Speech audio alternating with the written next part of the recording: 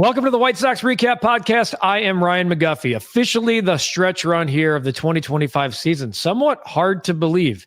It doesn't feel as excruciating as the record-setting 2024 season. And quite frankly, the way the White Sox have played in the second half, I wish I could just watch it or keep watching it happening. But it's not. And they're trying to avoid 100 losses with a real possibility to do that. Brian Anderson joins me as we dissect of the rookie core that we've seen in 2025, who has the best chance of truly becoming a star? What is a star? All-star caliber. Let's call all-star caliber players for the White Sox going forward and how it impacts the additions and acquisitions from there. I look forward to the conversation with BA as always. But first, an important reminder and a quick timeout to talk about something serious. We've all said it before. If only I'd slow down. The Illinois Tollway's new campaign is called If Only. And it's a powerful reminder that speeding doesn't just put you at risk. It affects everyone on the road. Every crash leaves someone wishing they had done things differently. So take the extra time, slow down, save lives including yours. Depend on it. Illinois Tollway, our proud partner of us here on the White Sox Recap Podcast. Who are the future stars of the Chicago White Sox? Brian Anderson and I dissect that and more next on the White Sox Recap Podcast, and it starts right now.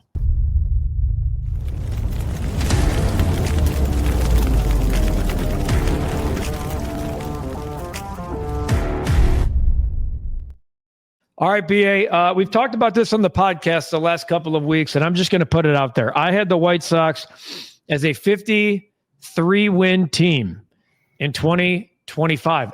And quite frankly, that wasn't crapping on the Sox. That was a 12-game improvement, and I felt pretty good about that.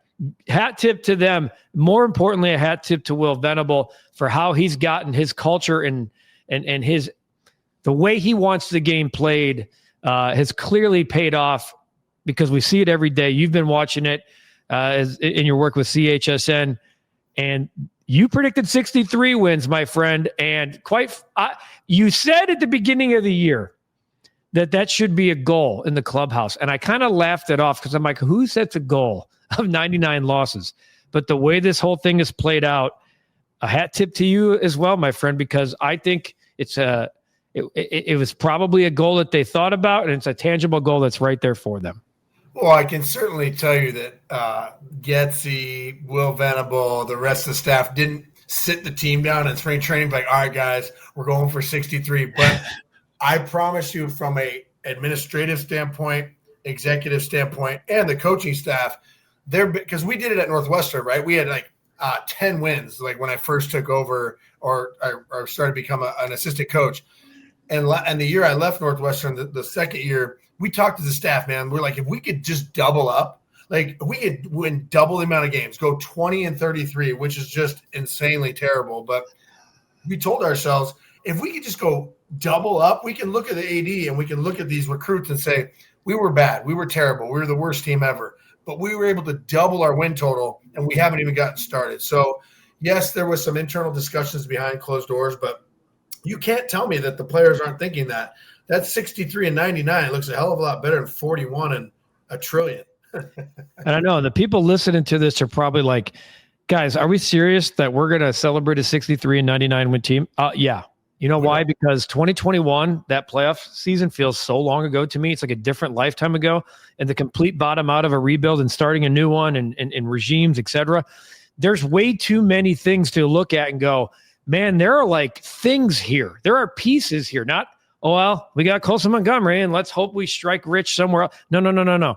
There are tangible pieces up and down this lineup. Chase Meidroth, we're going to talk about who are the future stars of the White Sox.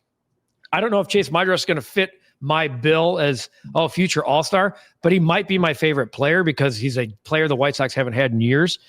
But it's 63 and 99, I think, with this particular team and with this regime and that manager, the guy who's going to be here for the fruits of the labor. I think they do. I think it does matter.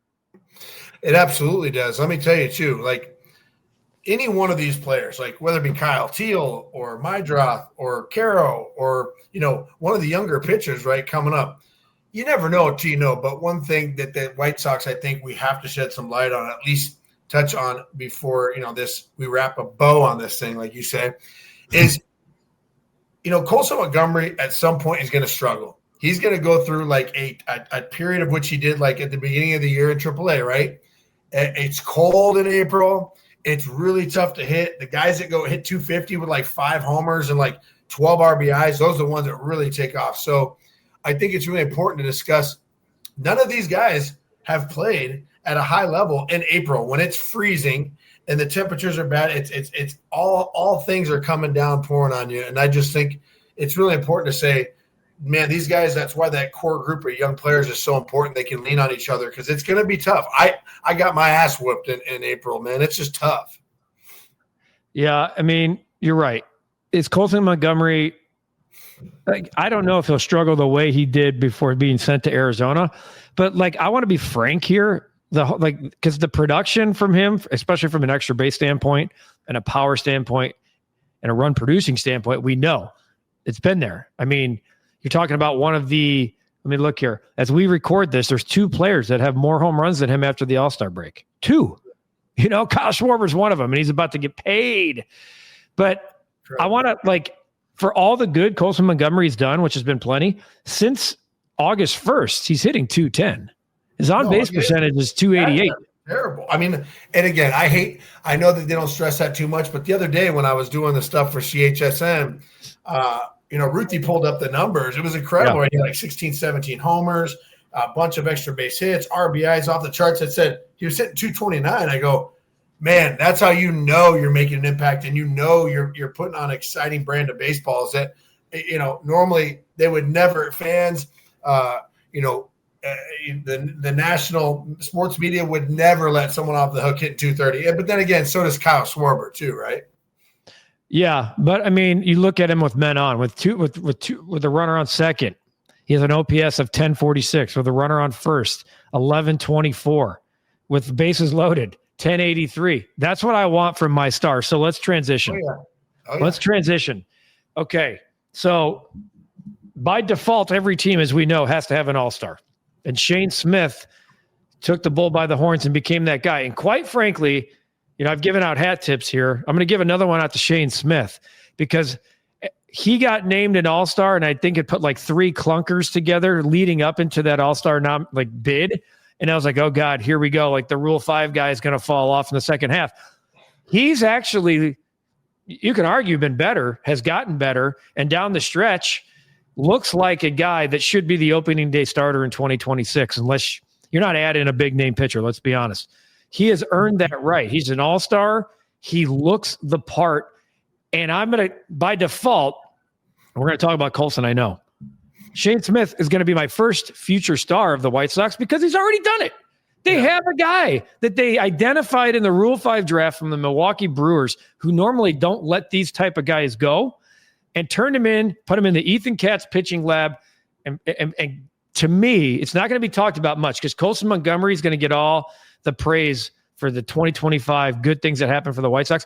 Shane Smith is one of the best stories in all of baseball, from Rule 5 draft to All-Star game and carrying it through with a sub-4 ERA.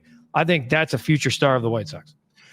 Yeah, no, it's a good call. And he has done it at a high level. He's been consistent all year. I think every time I look at probable starters on TV for that type of stuff, I seem to get Shane Smith the following day or that day. And it's like, golly, man, he's just been lights out all year. The White Sox has a staff.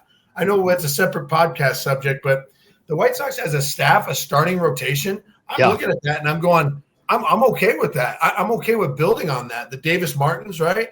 And you look at like Shane Smith.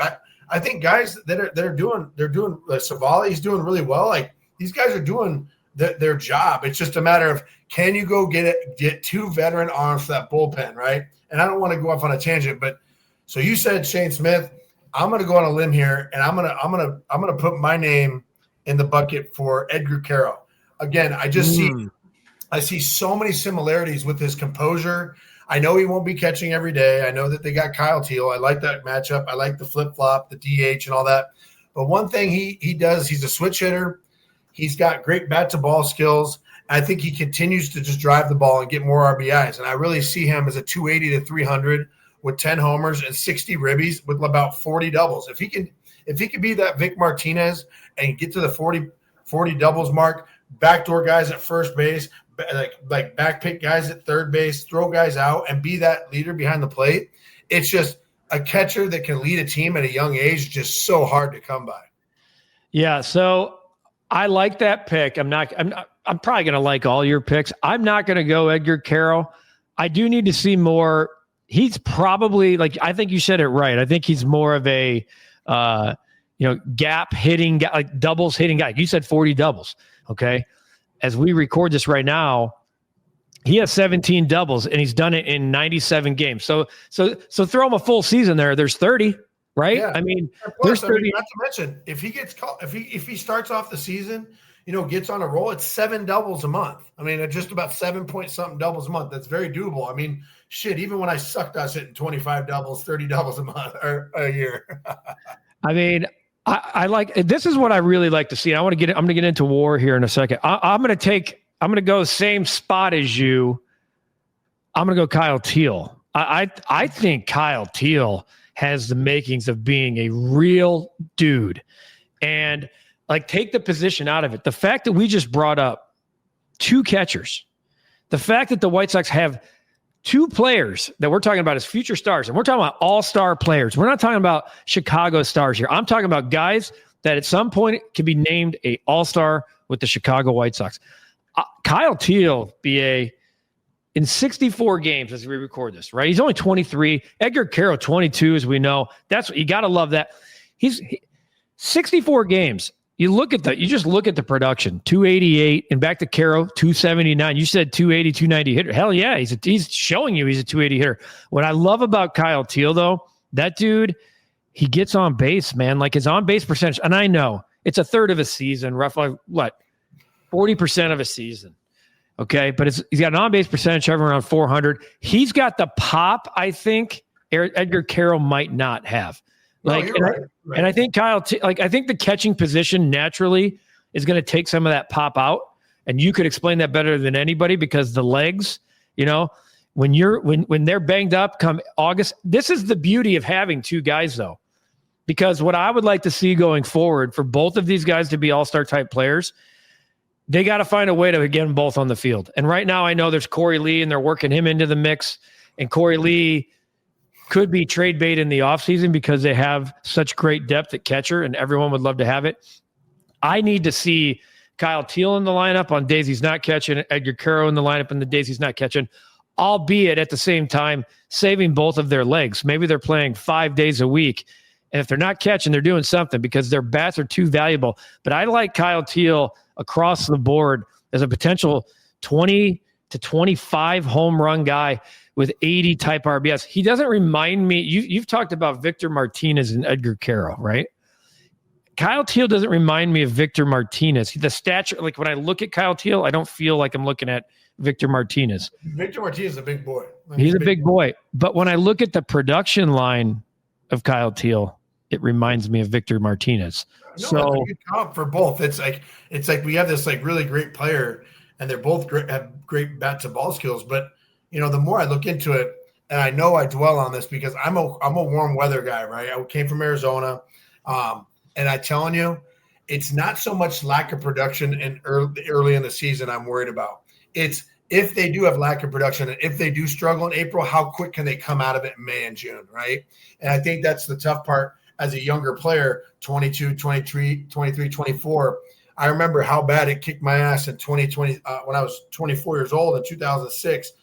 I was just getting my ass handed to me. And it's like, not only are you getting your ass handed to you by like the premier pitching staff at the AL Central, it's freezing. I'm wet. I'm getting booed. I'm getting crushed in the papers. It's like, and we talked about it. You want to be a superstar, right? The Chicago media, they love to build a player up. But if you're struggling and you're supposed to be this and you're not that, they're going to fucking torch you. Yeah, and it's probably softened a little bit. Quite frankly, yeah. I mean, we're doing this as members of the Chicago media now, and it's not like it used to be, even 20 years ago. And there's a lot of reasons for that, but I hear what you're saying. I mean, it's a build you up, take you, burn you down, and build you back up again type society, and I hate that. But I hear what you're saying. The patience level of people that have been through multiple rebuilds is not going to be there for long. When I look at WAR, and that's not how I judge a player, but it's certainly when you look at WAR the last couple of years with the White Sox, you're going, God, like who's the guy? And back to your point about cold April and May. The good thing is Edgar Carroll played here in April and May. That's what I loved about the way the White Sox handled this entire season. They brought guys up when they were ready. Chase Mydroth and Edgar Carroll came together, and they came early. They came early in April. They played in the cold weather. They grinned and bared it. They understood it. They had to deal with it. I think Carroll hit 233 in May. That's and then guess what? Yeah. And then guess what happened? June, July, uptick. And the power. 250, Guff. 220, 250 in April. And then that way, June, July, August is like, let's go. I just was like, I'm going to hit 140 and then really make it interesting. So Carroll with a 1.8 WAR as we record this. Kyle Teel with a 2.1. And let's talk Colson Montgomery here. Let's get the obvious one out of the way. And then we can go talk about a couple other guys if you think there's more. But okay. So Colson Montgomery's story has been told, the top prospect in the system, then re-ranked to barely in the top 100, struggled out of the gate, didn't make the team. A lot of us expected him to make the team. And it was like the foregone conclusion as well. Colson Montgomery will be here. And then the White Sox said, you know what? Not yet. And then the struggles, they said they basically called a timeout in the middle of a baseball season, which I've never seen before. And I'm sure it's been done before, but it certainly hasn't been done here. They shipped him off to Arizona and said, hey, we're going to take a reset. I know it seems odd. Let's get back in the lab, figure out what you do great, and we're going to ship you back to Charlotte. You'll be in Chicago in no time. And then what he's done ever since, you're talking about a guy with, more home runs. Like the dude from the All-Stars from Tampa Bay, Junior Candelero or Canero, I'm biffing his name, and Kyle Schwarber. I mean, you're talking about elite of the elite when it comes to second half power statistics. And RBIs, same deal. 45 RBI. Only Kyle Schwarber has more. Like, this guy has star written all over him. Forget the batting average. If this is the type of production he's going to have, okay, coming up, I don't is he going to hit 20 home runs in the first and second half every season? Hell no. I still haven't projected BA as a 30 home run shortstop guy, 30 home run infielder. That's what million. That's Francisco Lindor territory, man. Well, I've been saying this though since the start of the year. At the end of 2025, you need to know who these guys are. You need to know exactly who some of these dudes are and how they fit into your puzzle going forward. What I know about Colson Montgomery now is a hell of a lot different than what I thought on Memorial Day. This guy I know has 30 home run potential. He's going to hit 20 in one half. He's got 30 home run potential and has had a lot of attention, even though not a lot of people focus on the White Sox. There's been a lot of talk nationally about Colson Montgomery, a lot of talk about him on the MLB Network. He's taking it all in. He feels like he has that personality, persona, demeanor to wear that hat. And to me, I don't think there's a question that Colson Montgomery is a future star of the White Sox. And what we got to give him even more credit for, too, is like, not to nitpick here, but let's call it what it is. They called him up whenever the day was, right? Like, he hasn't really even played. I mean, how many games has he played? Total games. I mean, what's he at? 70 games? Came into this, he has basically had 200 at bats. His first game was July 4th in Colorado. Yeah, and let me tell you, in a normal big league season at shortstop, even with the young guys, he's going to get 600 at bats. He'll probably get 680 plate appearances if he plays at 155 games, which he probably won't. They'll probably rest him. They'll play $150. So he's going to have 550 to 600 at bats. That's 50 homers in this current pace. I mean, like, it's crazy to think he gets to more than double. We could times it by 2 1/4, 2 1/3. Yeah, I'm not going to be insane and say 50. I mean, the torpedo bat's been like, there was that talk. He does have a torpedo bat, but I give Colson credit, man, because his story, you just don't have a lot of guys. A lot of times those guys, they ship them down and they never make it back, especially in baseball. The game of failure. Even that sentence has gotten so overblown. Like, it's so easy for people to say and then not understand. that, Yeah. I mean, I tried using that on my own kids, and then, oh, Dad, you said it's a game of failure. Oh, crap. Like, yeah, you're right. I did because, yeah. So you're going Colson Montgomery, obviously. Like, I could see Colson Montgomery, honestly, like if he has a 15 homer first half next year, and he can hit 235. He could be the White Sox All-Star next year. No doubt. I think he will be an All-Star. But we will have this conversation around April 1st or end of March, right when they start, and that'll be our second or third podcast when the season starts. And we're going to go, all right, man, like, listen, they went to Cleveland, Detroit at home, right? Or Kansas City was raining, sleet, home. It's real easy, and I wish them nothing but the best, but it's real easy to go over 1 or 2 for 24 with 12 punch-outs, and then they're going, here we go again, or we got to do this, and you start freaking out. You start doubting yourself. So I think it's really important for Marcus Timms, Will Venable, the staff, Getsy, all those guys to just stay on these guys. Like, look at what you were doing. Look at this body of work. Look at what you're capable of. Don't get it twisted. Like, the player is there. The talent is there. And so they just got to keep them on track. We talk about baseball. It's a game of failure, but it's a roller coaster. And you don't want the dips to be too high or the dips to be too low and the highs be too high. You want it just a gradual progression during the end of the year to reach the goal, which is a great season offensively, play lights out on defense, pitch well, and then have a great record. All right. So to be fair to Colson, because he did play in colder weather, even though it was Charlotte, okay, at the beginning of the year, he had 11 home runs in AAA. So he has a 29 homer, 77 RBI season right now. So I said he's a 30 homer guy. He's a 30 homer guy this year. True. But at the big league level, like what do I want from Colson Montgomery? Great defense. I mean, is he going to be a great defender? No, he's been good. Like, I need him to be above, just a tick, at least average to above average. I'd like to see him walk more, but you know what? There's a lot of guys I would like to say that for. But if Kyle Teal's doing that, if Chase Mydroth's doing that, and he's the guy who has to drive, comes up with second and third with 1 out in the first inning, like he did against Tampa on Thursday, or first and third, or somebody third and less than 2 out in the first and second inning, because he's your guy. He's the guy to get it done. Count me in. Colson Montgomery, future all-star star of the White Sox. Then it gets interesting, because I'm not going to sit here and tell you, oh yeah, they got 6 all-stars. They got them. Chris Getz has it right. We haven't even seen Braden Montgomery yet. Yeah. I'll blow through some of these guys. I mean, let's quickly at least have a discussion with a guy with a 1.4 WAR this year. You know, you look at his OPS, he's 676. Scratch all that out. I'm talking about the type of guy, player, leader he seems to be already. Chase Mydroth, to me, is a star of the South Side. Okay. He's going to be a guy. Grinder, dude. He's a grinder. He's a guy that the fans, you might see more Mydroth jerseys than anybody else, because the fans are going to relate to him. I don't know if he'll ever play in an all-star game. I don't think he's a future star of this White Sox team, but he is a key cog in this wheel that makes this thing go.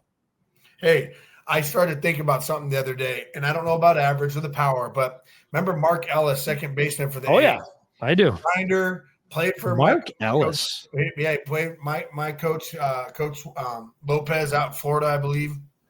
The dude was just a grinder. He's 230 to 260, but just base hit, gloved it at second base, played the game hard, take you out at second base. And I'm like, you know what? Every time we played them, I'm like, dude, this guy's a gamer. Dude, this is a great comp. It's like, you know, he might play 12 years in the big leagues and only be an all-star once, but he's a gamer, man. He's 260, 280, where you look back at his career, you're like, man, that guy played 12, 13 years. He racked up 1,400 hits. What an unbelievable career. Shit, if I was doing that, I wouldn't be hanging out with you, Guff. I mean, that's true. Because, yeah, you'd get paid more. Tell me you looked up Mark Ellis's stats before you said that. I didn't. What do I look up? My phone's over here. Mark Ellis played 12 years in the big leagues, had 1,343 hits, just shy of 1,400, was a 262 career hitter with a 711 OPS, 105 runs, 105 home runs, was a 33.5 WAR player. Dude, that's a great comp. That's never went to an all-star game, never won a Gold Glove, just was a consistent dude. Did he ever, here's the question, did he ever, I guess he didn't go to an all-star game. No. Damn. I mean. Great comp, dude. Played on played on those winning teams in Oakland, you know, played for the Dodgers in 2012, was one of those guys at the end of his career that teams wanted to get. And he's like 5'10", like maybe 5'11", like on a good day, and he's just kind of like grinds. Like he just like raked, and you're like, I'll have that guy in the 2, 5, or 7 hole all day. 5'10". I mean, that's dude. If Chase Mydroth is Mark Ellis, the White Sox. I mean, they traded Garrett Crochet, who leads the major leagues in strikeouts and innings, and is one of the best pitchers of baseball. We'll finish second in the Cy Young voting this year. Many years would win the Cy Young, but Tarek Skubal's just not normal. Dude, he absolutely shoved the other night. I was there. Yeah. Ruthie and I were like, what do you guys want? I'm gonna order some food. What do you guys want? We have our mid 8th inning teaser. We usually takes about 2.5 hours, and all of a sudden I was eating, and she's like, "You want to head down?" I'm like, "It's only been an hour. We're already in the 8th inning. Like, what's up?" Let me ask you a question, because we got a new we got some new partners here at the recap. And are you a snorer?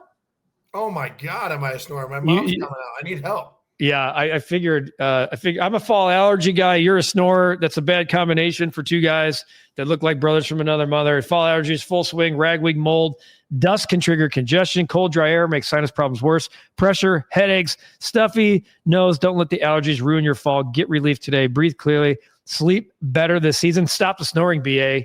Start the sleeping, man. No wonder why the Aura Ring is always telling me my sleep is not that good. I recommend Sinus and Snoring. Huh? Dr. Ruiz? Yeah. Sinus and Snoring MD, their advanced treatments and procedures actually fix the problem so you can breathe better, sleep better, feel better. Go to sinusandsnoringmd.com or call 847-886-0875. Sinus and Snoring MD, breathe and sleep better. Let's go. I appreciate them hopping on to be partners of us here at the recap. Before we put a bow on this one, as I say, who do you have any other in the hopper? Because I had to bring up Mydroth because he's a guy that you like, maybe even love, but I don't think he's an all-star. But God, if he's a 33 WAR player for his career, you talk about a winner. I'm going to say like Lenine Sosa, no, like great, like he's going to have a good power year. 20 homers, probably get to like 70, 75 RBIs. Not an all-star. I'm gonna list a guy. You say yes or no. Lenine Sosa. No. Miguel Vargas. No. Me either. I think Miguel Vargas has the potential to be a good player for the short term. I think he's here in 26, 27 if there's a season. We'll see about Miguel Vargas. Andrew Benintendi doesn't count. I'm not counting Luis Robert. Talkman. I'm not counting any of those guys. And from the pitching standpoint, is there anybody that stands out to you other than Shane Smith? You never know, man. Savali could sneak in there. Give him a full. Savali's not here though. Savali's he's with the Cubs. Oh God, what are you gonna do? He's also like 32. It has to be like. Hey, he's in Chicago. I'm talking about guys that like are going to be here. Oh, okay, fair enough. So like Sean Burke, Davis Martin. Davis Martin might be a sleeper for you. Never know. Davis Martin's a good pitcher, man. Davis Martin's had a good year. Shit out, come back up and dominate, man. I think Jonathan Cannon might be suited for the bullpen.